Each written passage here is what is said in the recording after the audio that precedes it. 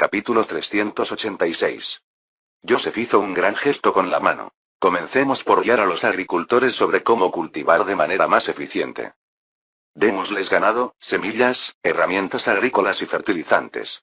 Podemos imaginar cuántos agricultores hay en todo el país y qué gran negocio será este. Al mismo tiempo, la empresa puede organizar a los artesanos para construir sistemas de conservación de agua para los agricultores y alquilar maquinaria de riego. No se preocupe por el dinero, el Banco Agrícola reunirá a un gran número de agricultores y firmará acuerdos de préstamo colectivo con ellos. Cuando la cosecha sea abundante, la empresa comprará el excedente de grano a los agricultores y lo transportará en gran escala a mercados más rentables. El enorme volumen de transporte reducirá enormemente los costos de transporte. Hoy en día, muchas grandes ciudades han construido ferrocarriles de madera, lo que hará que el transporte sea aún más barato. La llamo la compañía de consultoría de servicios agrícolas.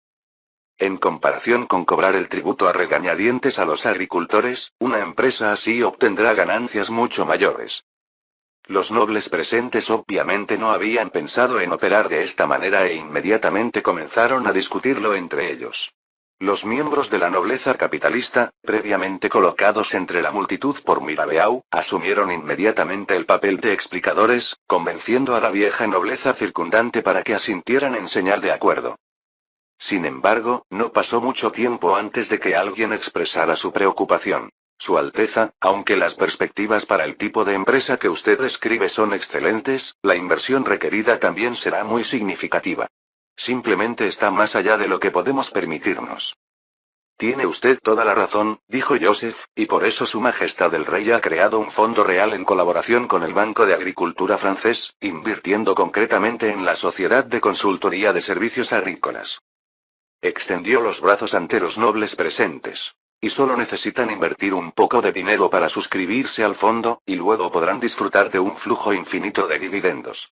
Por supuesto, también pueden reunir sus propios fondos para establecer una empresa de forma independiente. En cuanto a la tecnología de cultivo y la promoción entre los agricultores, la Iglesia brindará apoyo a cada empresa. El arzobispo Beaumont hizo inmediatamente un gesto con la mano sobre el pecho hacia Joseph. La Iglesia cooperará plenamente. Joseph continuó. En términos de conservación del agua, el Fondo Real firmará un acuerdo de compra a gran escala con la Steam Engine Company para obtener máquinas de bombeo, máquinas impulsoras de molinos y otros equipos a los precios más bajos. En cuanto a las ventas, los graneros estratégicos firmarán un acuerdo de suministro con la Caja Real e incluso podrán pagar parte del flete por adelantado. Puedo asegurarles a todos que los ingresos serán significativamente mayores que el pequeño tributo anual que reciben. Varias veces o incluso decenas de veces más ricos. Los nobles que se encontraban frente al palacio de Petit Trianon se alegraron de inmediato ante la perspectiva. Sin duda, era un buen negocio. Antes, solo se podía recaudar el tributo de los agricultores arrendatarios, pero la Sociedad de Asesoramiento de Servicios Agrícolas también podía obtener dinero de los agricultores propietarios. Además, con el Fondo Real y la Iglesia administrando la empresa, podrían seguir viviendo en el Palacio de Versalles como antes, sin hacer nada y simplemente cobrando dividendos cada año. Inmediatamente, los sirvientes que habían sido preparados con montones de solicitudes de suscripción de fondos comenzaron a distribuirlas entre los nobles presentes.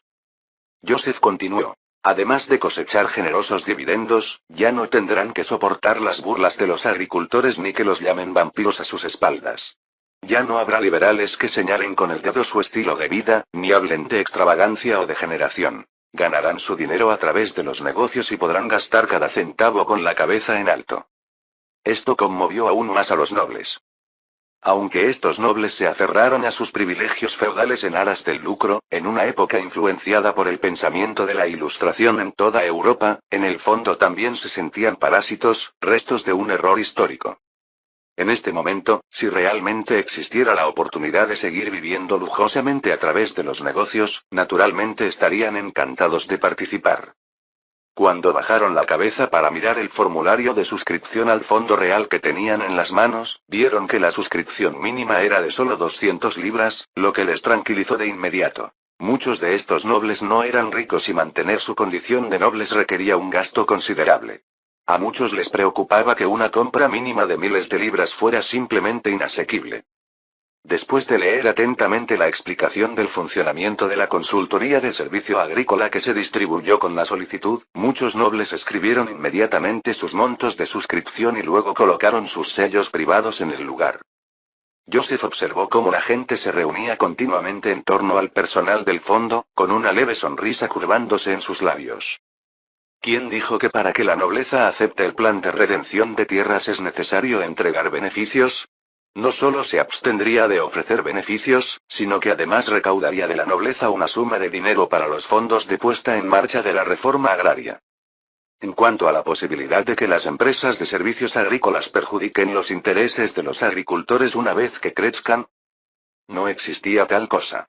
Por no hablar de que la mayoría de los nobles simplemente esperaban los dividendos y no participaban en las operaciones de la empresa, lo que básicamente dio como resultado que todas las empresas de servicios agrícolas pasarán a estar controladas por la familia real. Incluso si algunos nobles recaudaban sus propios fondos para establecer empresas, tendrían que operar dentro del marco del fondo real. Ya sea que la Iglesia retrase sus proyectos de compost y crianza de animales por unas pocas semanas o que las reservas estratégicas de granos rechacen sus granos, ambas cosas pueden hacer que las empresas privadas cumplan inmediatamente con las normas. Incluso en el peor de los casos, Joseph podría emplear medidas legislativas para fijar precios de compra máximos y mínimos para garantizar el sustento básico de los agricultores. Por supuesto, la suma invertida por esta vieja nobleza en el fondo real no era ni de lejos suficiente para iniciar una reforma agrícola a nivel nacional. Joseph miró sutilmente a Mirabeau y a los otros. Varios de los miembros más influyentes de la nobleza capitalista inmediatamente se inclinaron respetuosamente en respuesta. La mayor parte del fondo real fue amasado por casi 100 nobles capitalistas, con un suplemento adicional del Banco Agrícola. Incluso sin la suscripción de la vieja nobleza, no hubo escasez de fondos. Un noble que estaba junto a Mirabeau giró la cabeza con una mirada de alegría y susurró: «Honore, ¿qué tan grande será la propiedad que planea construir esta vez? ¿1000 acres?» No tanto. Mirabeau se rió y agitó la mano. ¿Y tú? Mi querido Francis. Aproximadamente 1000 acres. Es todo lo que puedo permitirme con el dinero que tengo disponible. He oído que el vizconde Grasco planea comprar 5000 acres, para lo cual ha hipotecado su propia curtiduría. Es un paso importante, asintió Mirabeau, pero invertir en propiedades ahora es rentable. Las reformas agrícolas del príncipe heredero están a punto de comenzar y este sector tiene muchas perspectivas. Esta fue la razón por la que la nobleza capitalista estaba dispuesta a invertir masivamente en el fondo real. En el plan de redención de tierras establecido por Joseph, la regla que cobraba una tarifa de procesamiento alta para las compras individuales de tierras de más de 100 acres y requería un pago único de la mitad de la tarifa fue esencialmente el beneficio más significativo para Capital Group. Las elevadas tasas básicamente sofocaron el entusiasmo de la gente común por comprar grandes extensiones de tierra mediante préstamos. La vieja nobleza, que había perdido sus impuestos feudales, tampoco se atrevía a realizar grandes inversiones a voluntad. Los únicos que quedaron capaces de absorber porciones de tierra de cientos de acres eran la nobleza capitalista. Joseph tenía muy claro que en la época singular de finales del siglo XVIII, la concentración de tierras en gran escala era beneficiosa para el desarrollo industrial. Y esto bien podría servir como moneda de cambio para el entusiasmo inversor de la nobleza capitalista. Capítulo 387. En esta era, solo el modelo de grandes granjas industrializadas podía avanzar rápidamente en el desarrollo de la tecnología de producción agrícola.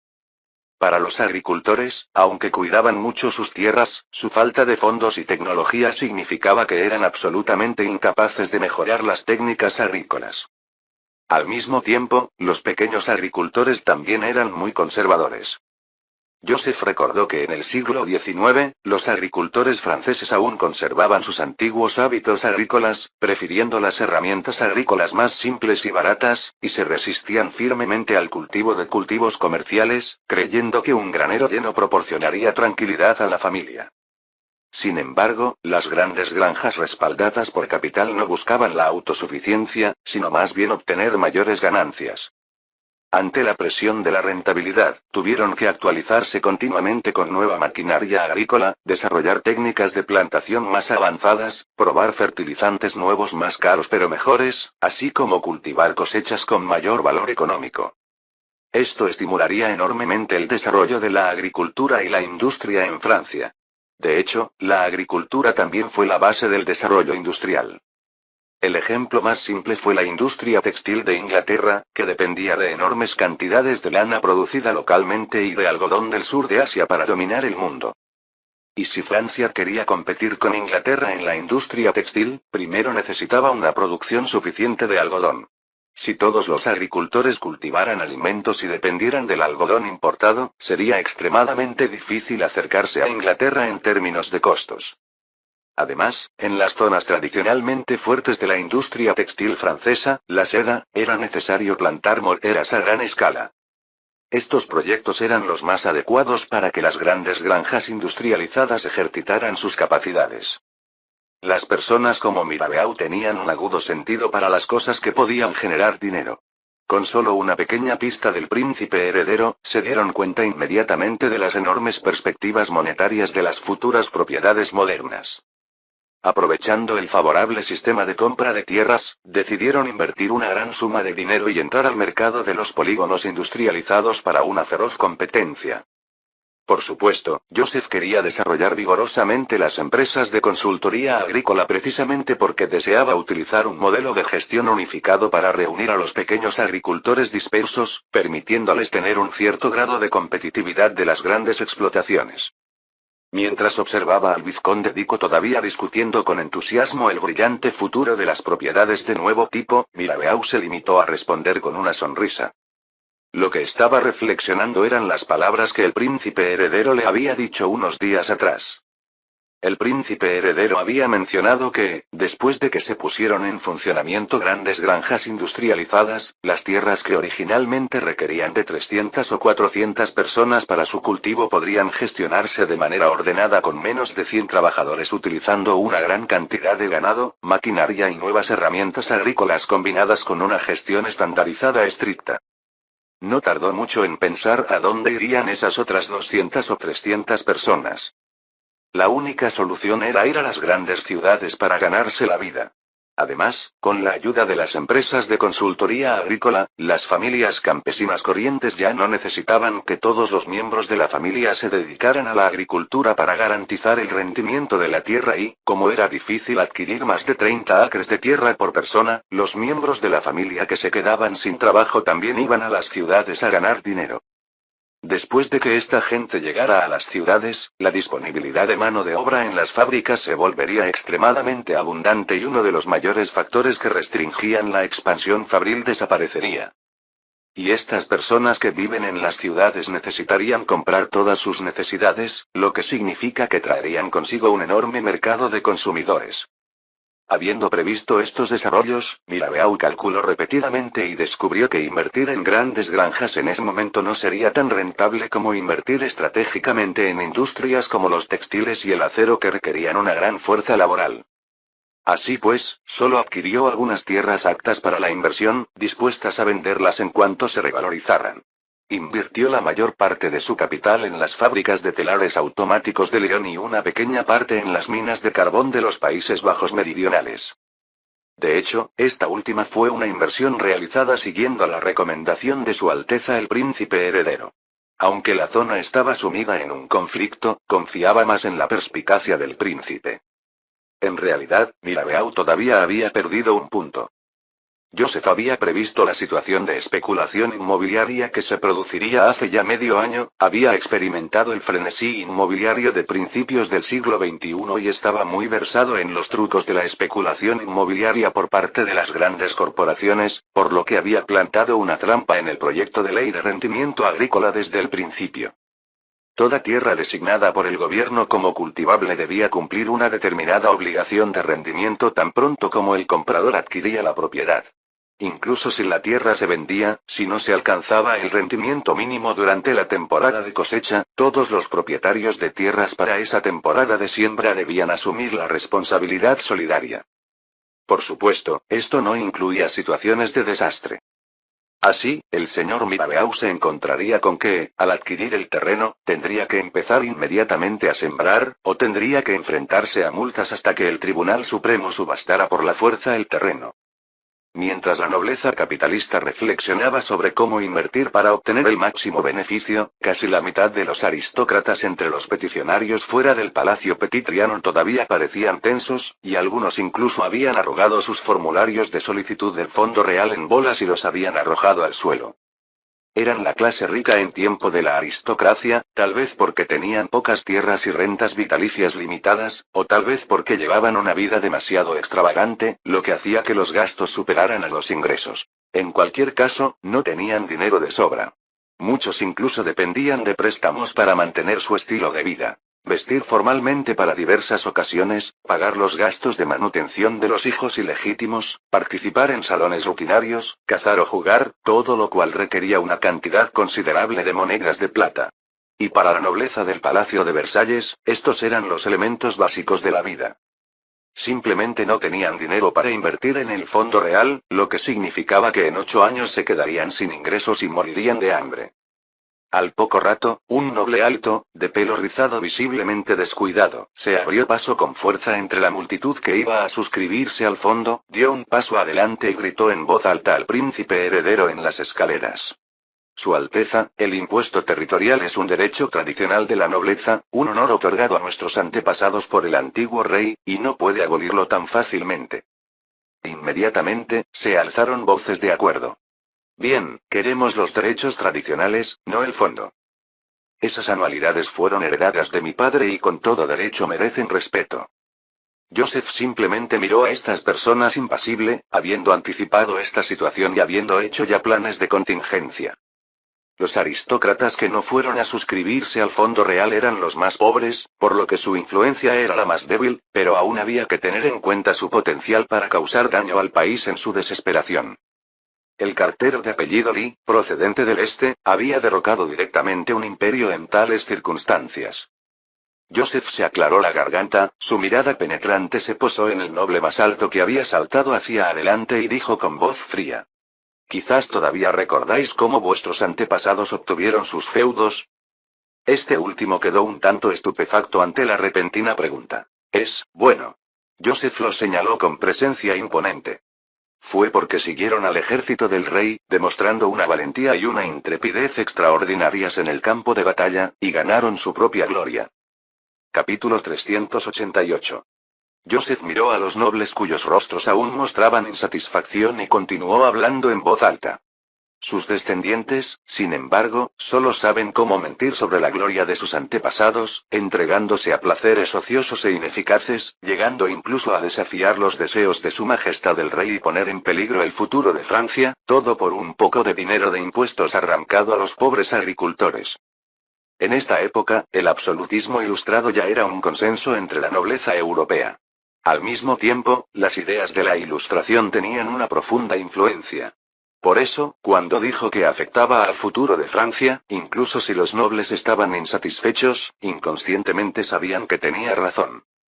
Si tus antepasados supieran de tus palabras y acciones hoy aquí, seguramente se sentirían avergonzados de ti. Joseph no dio a los nobles ninguna oportunidad de replicar y continuó de inmediato. Si yo fuera tú, seguiría los pasos de mis antepasados, lucharía en el campo de batalla como un guerrero, derramando sangre por su majestad el rey, por Francia, para lograr hazañas mayores que mis antepasados, para ganar una gloria que llame la atención. Vuestros ojos deben contemplar el vasto continente europeo, vuestros corazones deben preocuparse por el ascenso y la caída, el honor y la desgracia de los imperios, cumpliendo con los deberes que os ha encomendado Francia, para vencer a un poderoso enemigo tras otro, ganando así riqueza y gloria sin fin. No para regocijaros en secreto por unas cuantas monedas de plata recogidas de los campesinos o sentiros tan agraviados como una niña por perder esa miseria. Debes hacer que tus antepasados se sientan orgullosos de tu valentía, hacer que aplaudan tus victorias. No uses el nombre de tus antepasados para sostener tu existencia vacía y trivial. Joseph dijo todo esto de una vez, dejando atónitos a los nobles presentes, con la sangre hirviendo por la educación de la gloria nobiliaria que habían recibido desde la infancia, pero también sentían un profundo sentimiento de vergüenza. Esta fue la estrategia de Joseph. Para estos nobles ociosos, sin ingresos y muy hábiles para causar problemas, los prusianos habían proporcionado una solución desde hacía tiempo. que todos los descendientes de nobles sin tierras que heredar se unieran al ejército, se convirtieran en soldados profesionales y fueran recompensados en función de sus logros militares. Estos pequeños nobles eran tan pobres que hacían ruido al caminar, pero en el campo de batalla luchaban desesperadamente por forjar un legado familiar, formando la columna vertebral del ejército prusiano. Este fue el origen de la nobleza Junker. Naturalmente, Joseph no tenía intención de crear una versión francesa de los Junkers. Con un gran número de soldados rasos en el cuerpo de la guardia que diluían sus efectivos, estos nobles no podían agruparse en un grupo de interés. Sin embargo, estos nobles, aunque ociosos en los días normales, tenían todos una base educativa decente, especialmente en habilidades requeridas como montar a caballo, esgrima y tiro. Con un entrenamiento riguroso y una disciplina fortalecida, sus habilidades de combate como soldados individuales serían más fuertes que las de los soldados comunes. Además, había otro punto a favor. La propia familia real francesa era la más numerosa de la nobleza, por lo que no podían abandonar a esta antigua nobleza. Al menos eran más leales al rey, estaban profundamente vinculados a los intereses de la familia real y nunca intentarían derrocar a la casa real. Si pudieran integrarse en la Francia de la era industrial, en realidad sería muy beneficioso para la familia real. Y Joseph sabía que no bastaba con animarlos con un discurso. Para que una clase realmente te sirva, tienes que ofrecerles los beneficios correspondientes. Al ver la reacción de los nobles debajo del estrado, inmediatamente atacó mientras el hierro estaba caliente. ¿Queréis adquirir tierras según la tradición? Es perfectamente posible. Mientras vosotros, como vuestros antepasados, establezcáis méritos con sangre y espada, recibiréis honores y recompensas.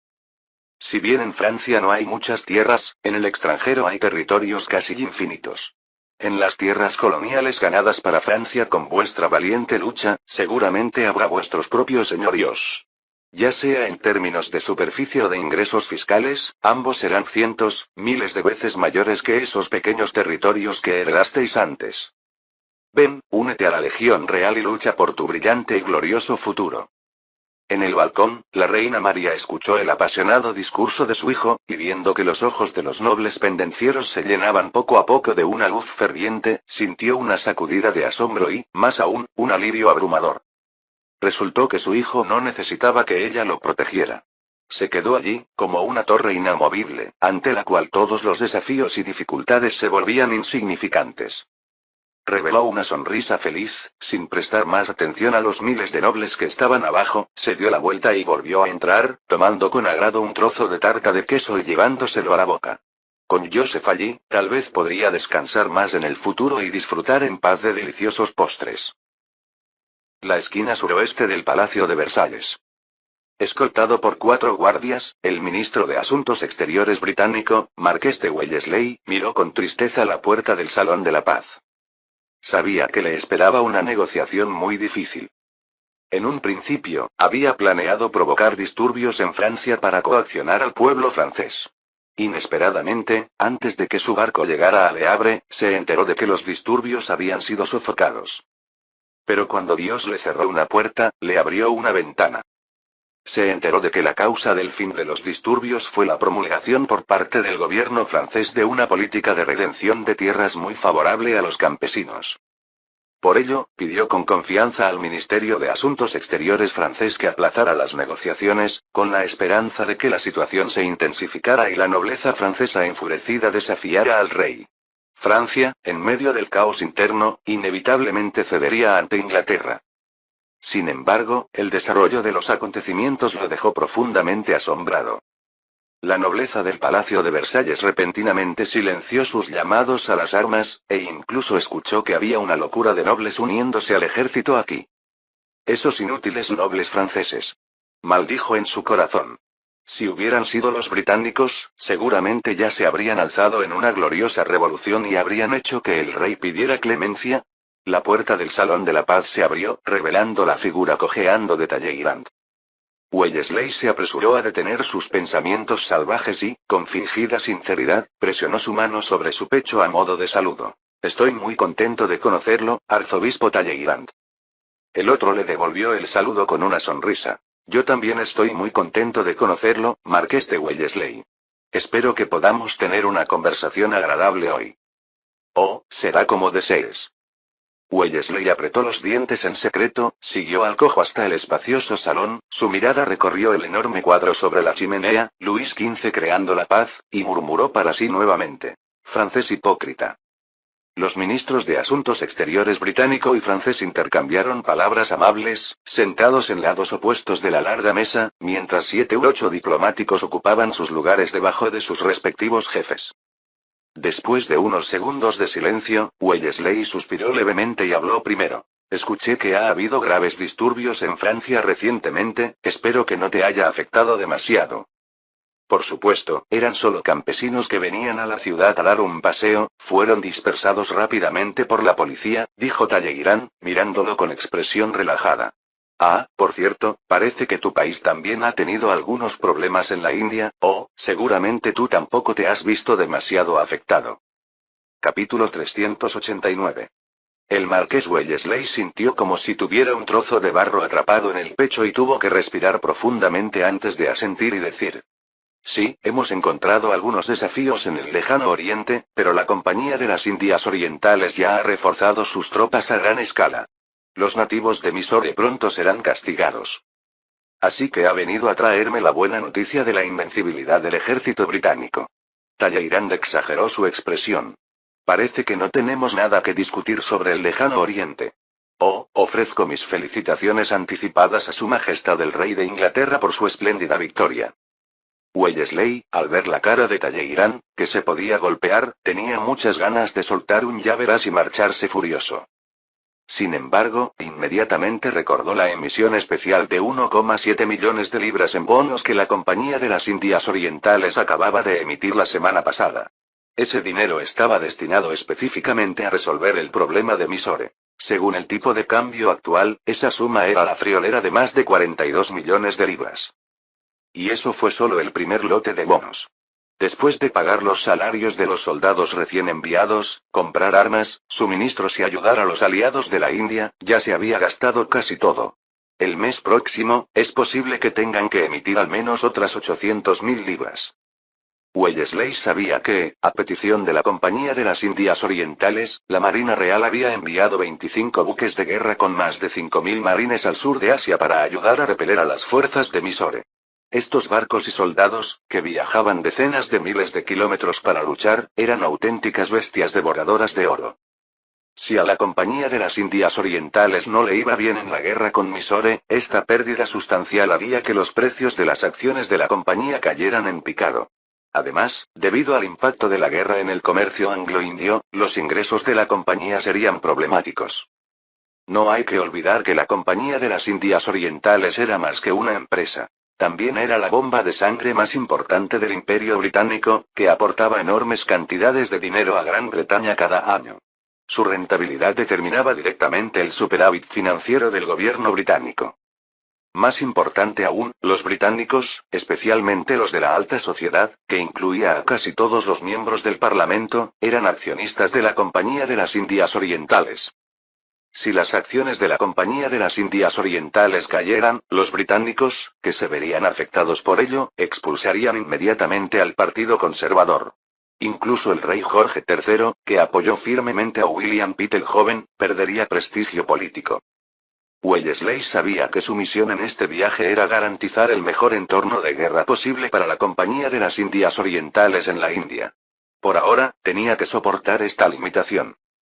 Después de reflexionar un momento, sonrió. Su gracia, usted sabe que derrotar a Mysore es simplemente una cuestión de inversión. Afortunadamente, Gran Bretaña puede afrontar fácilmente este pequeño gasto. Se inclinó ligeramente hacia adelante y miró a Talleyrand. En cuanto a la inversión en Túnez, para su país representa una carga financiera importante. Si me equivoco, corríjame por favor. Las finanzas de su país solo deberían alcanzar para sostener la situación en el norte de África hasta finales de este año.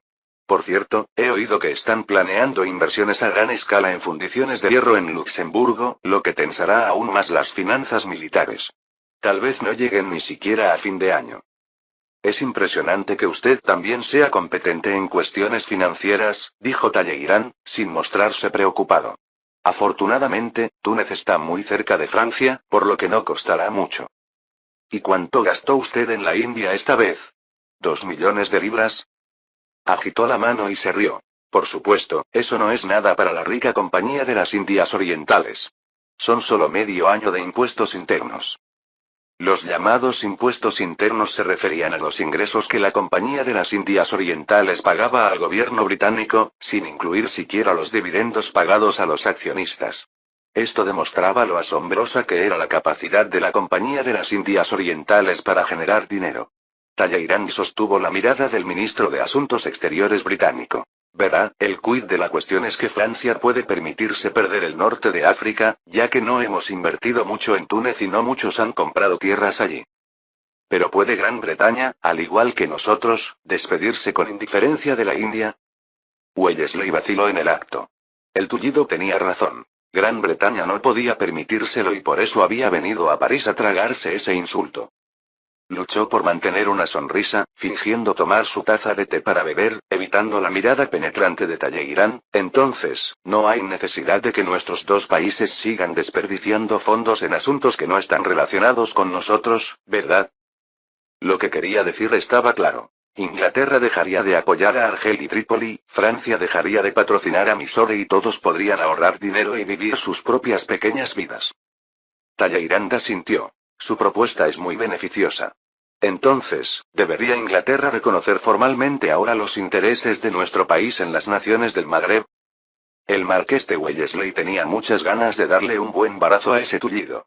Francia se estaba aprovechando del caos para apoderarse de Túnez, y ahora pretenden meter en el mismo saco a todos los países del Magreb. Eso incluye a Marruecos, que está dentro de la esfera de influencia del Imperio Británico.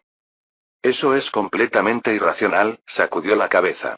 A lo sumo, podemos reconocer la influencia francesa en Túnez. Tal vez establecer algunas relaciones diplomáticas con Mysore tampoco sería malo para nuestro país. En ese caso, la Marina Real estaría lista para bloquear el estrecho de Gibraltar en cualquier momento. Dudo mucho que su país, aunque se encuentra bajo acoso en la India, aún tenga capacidad para ser activo en el Mediterráneo. Cuando se la cuestiona, la profundidad del Imperio Británico sorprenderá a todos. Está bien, no incluyamos a Marruecos. Sin embargo, nuestro país quiere adquirir derechos comerciales en Carnatic, India. Su apetito es demasiado grande, arzobispo, podría ser perjudicial para su salud. Escúcheme, que Mysore retire sus fuerzas, Francia se quede con Túnez, eso es bueno para todos. Carnatic es una gran nación en el sudeste de la India, varias decenas de veces más grande que la base francesa en la India, Puducherry. Esto rompería el monopolio británico sobre el comercio con la India, algo con lo que los británicos nunca estarían de acuerdo. Por supuesto, Talleyrand solo estaba pidiendo la luna. La flota francesa aún no era suficiente para proteger el comercio con el lejano oriente. Entonces regresen Dominique y Antigua a nuestro país. Talleyrand se refería a dos pequeñas islas en el mar Caribe, pero que producían caña de azúcar. No, estás equivocado, Mysore por Túnez, esa es mi conclusión. Después de intercambiar opiniones sinceramente y en profundidad, los dos viejos zorros finalizaron su encuentro en un ambiente muy armonioso, sin llegar a ningún acuerdo. De hecho, esta es la norma en las negociaciones diplomáticas. Cada uno primero intenta averiguar las cartas de la otra parte, luego vuelve a utilizar sus propias tácticas y luego vuelve a hablar. Hasta que una de las partes no está dispuesta a seguir invirtiendo. Wellesley abandonó el Palacio de Versalles con expresión sombría y escribió una carta en el carruaje a Lord Talmotes, el enviado británico a los países del Magreb, dándole instrucciones para que presionara a Argel y Trípoli para que presionaran a Túnez. Luego escribió a Cornwallis, el gobernador de la India, pidiéndole que concentrara todas sus fuerzas para lograr primero una gran victoria, para aumentar sus fichas al enfrentarse a los franceses. Mientras tanto, en el dormitorio del príncipe heredero, Talleyrand también informó a Joseph sobre el contenido de las negociaciones. Capítulo 390. Joseph levantó una ceja. ¿Ah, sí? ¿Los británicos son tan testarudos? Sí, Su Alteza, asintió Talleyrand, tal vez deberíamos aumentar nuestras inversiones en Mysore, haciendo que los británicos sufran más antes de que estén dispuestos a regresar a la mesa de negociaciones. El objetivo final de las negociaciones según Joseph era que Inglaterra reconociera la influencia de Francia en Argel, Túnez y Trípoli. Argel era una importante zona productora de cereales, varias veces más grande que Túnez, y la zona más grande del norte de África. Trípoli, vecina a Egipto, fue una base crucial para la futura apertura del Canal de Suez. En la historia, Napoleón había puesto un breve pie en Egipto, pero debido a la base inadecuada en el norte de África y al bajo rendimiento de su armada, finalmente perdió la oportunidad de amenazar a Inglaterra con la conexión del Canal de Suez. Por supuesto, si lograba adquirir islas en el Mar Caribe, Trípoli podría quedar temporalmente al margen. El azúcar blanco era un lujo y las islas del Caribe que podían producir caña de azúcar en grandes cantidades también eran de gran valor. Tras reflexionar durante un momento, Joseph hizo un gesto con la mano. No, arzobispo Talleyrand, tenemos que reducir nuestras acciones en la India. Ah, ¿por qué? Joseph sonrió. Nuestro objetivo no es expulsar a los británicos de la India. Sin mencionar que Inglaterra definitivamente lucharía a muerte con Francia por la India, pero sin la moderación de Inglaterra, no sería del interés de Francia que Mysore conquistara todo el subcontinente indio. Mysore había estado expuesto a la tecnología europea, y con las habilidades personales del sultán Tipú, el tigre de Mysore, era muy posible. Un poderoso imperio indio se desplazaría inevitablemente hacia el norte y llegaría hasta Asia Central, lo que traería enormes problemas a toda Europa. Por lo tanto, lo mejor para la India era permanecer dispersa como las estrellas en el cielo. Lo que tenemos que hacer es hacer que los ingleses paguen un coste más alto, continuó Joseph, y el coste de atacar es mucho mayor que el de defender. Que el marqués de Lafayette establezca rápidamente defensas, que permita a los británicos atacar y que, al mismo tiempo, destruya la mayor cantidad posible de suministros británicos. Los gastos militares educarán severamente a los británicos. De hecho, tenía otra razón importante para ello. Mysore simplemente no podía derrotar a Inglaterra. Después de todo, Inglaterra seguía siendo la potencia número uno del mundo, y aunque las incursiones en Mysore habían logrado algunos resultados, los británicos ahora habían comenzado a tomar el asunto en serio. Con la fuerza de Mysore, continuar el feroz ataque podría fácilmente dar a los británicos la oportunidad de aniquilarlos. Sin embargo, la táctica más correcta para el sultán Tipú era una defensa incremental que agotaba considerablemente el presupuesto militar británico. Además, Joseph había preparado un arma secreta para él. A juzgar por la época, esa gente también debería haber llegado a la India a esa altura. Joseph entonces recordó algo más y le dio instrucciones a Talleyrand. Además, dadas las costumbres de los británicos, es probable que provoquen problemas en los Países Bajos del Sur. Es necesario hacer un viaje a los estados alemanes, así como a los países nórdicos y de Europa del Este, para ir a contárselo a sus reyes. India. Frente al puerto de Mangalore, al noroeste de Mysore, una goleta de pequeño tamaño llegó rápidamente. En el barco estaba izada la bandera rusa y en el casco figuraba el emblema de la compañía comercial Gemini. En cubierta, varios hombres de piel oscura, figuras robustas y rostros con tatuajes intrincados observaban a la fuerza de defensa de Mysore alineada para darles la bienvenida en el muelle. Uno de los hombres de mediana edad, con una cintura casi tan gruesa como un barril, señaló hacia un edificio distante de estilo arquitectónico islámico y pronunció una serie de palabras incomprensibles. El joven que estaba a su lado habló en un francés no muy fluido. Tío Magnus, Monsieur Dufresne nos dijo que habláramos francés tanto como fuera posible, ¿y lo olvidaste de nuevo? Oh, si Magnus reveló una sonrisa de disculpa y también comenzó a hablar en su extraño francés. Esas casas son realmente peculiares. Incluso más que las que el equipo de desarrollo construyó en la ciudad. Pero son hermosas. A lo que él llamó el equipo de desarrollo eran los pioneros que habían llegado a la isla de Nueva Zelanda con Dufresne. Después de que los maoríes les regalaron un trozo de tierra, cambiaron su nombre al de equipo de desarrollo y comenzaron a construir una ciudad allí. Con la ayuda de una abundante mano de obra maorí casi gratuita, los maoríes tenían una relación muy armoniosa con ellos, generalmente trabajando un día entero solo por unas cuantas copas de vino y para escuchar las historias que contaban los miembros del equipo de desarrollo. Aunque el equipo de desarrollo había terminado de contar todo lo que recordaban de Breaking Through the Sky, de Master of Besties y Ladies, Please Stop en 2 meses y medio y tuvieron que continuar creativamente las historias con sus propias invenciones, los maoríes todavía escucharon con gran entusiasmo. Es más, muchos maoríes aprendieron francés escuchando esas historias.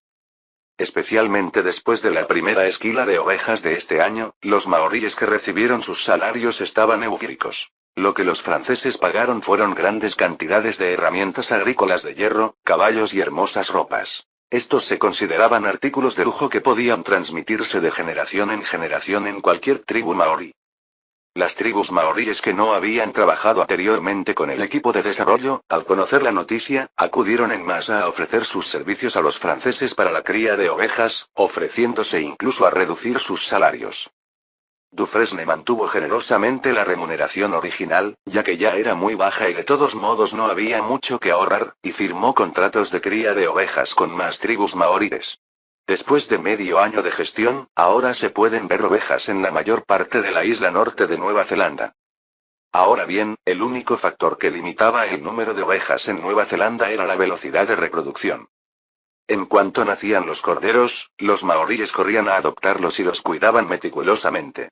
Si a esto le sumamos la rica hierba de Nueva Zelanda y un clima sumamente adecuado para la cría de ovejas, la producción de lana de las ovejas aquí era casi un 20% mayor que la de sus compatriotas en Inglaterra.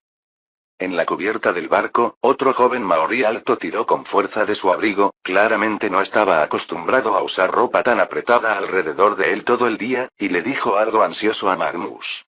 Lord Magnus, los Paque han estado inquietos últimamente. Si vienen a vengarse de nuestra tribu y resulta que nos hemos ido de casa. Lo que él llamaba Paquea era la isla sur de Nueva Zelanda. Históricamente, la isla norte solía lanzar incursiones contra la isla sur, que a su vez acumulaba fuerzas para contraatacar.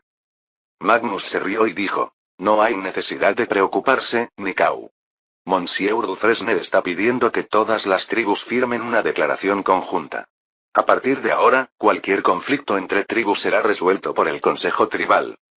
Antes de nuestra partida, el señor Dufresne ya se había ido a la isla sur. Creo que la tribu Waitaa también se sumará a la declaración conjunta. Nikau todavía no estaba tranquilo y preguntó: ¿pero qué pasa si Waitaa se niega? Dijo Magnus con desdén. Rechazar a Monsieur Dufresne es enemistarse con todas las tribus. Además, perderían la oportunidad de criar ovejas. Nikau, ¿crees que todavía atacarían Aramotu? Aramotu era el lugar donde residía su tribu. Al oír prohibirles criar ovejas, el joven inmediatamente asintió con plena confianza. Entonces seguro que no lo harán. Fin del capítulo 390.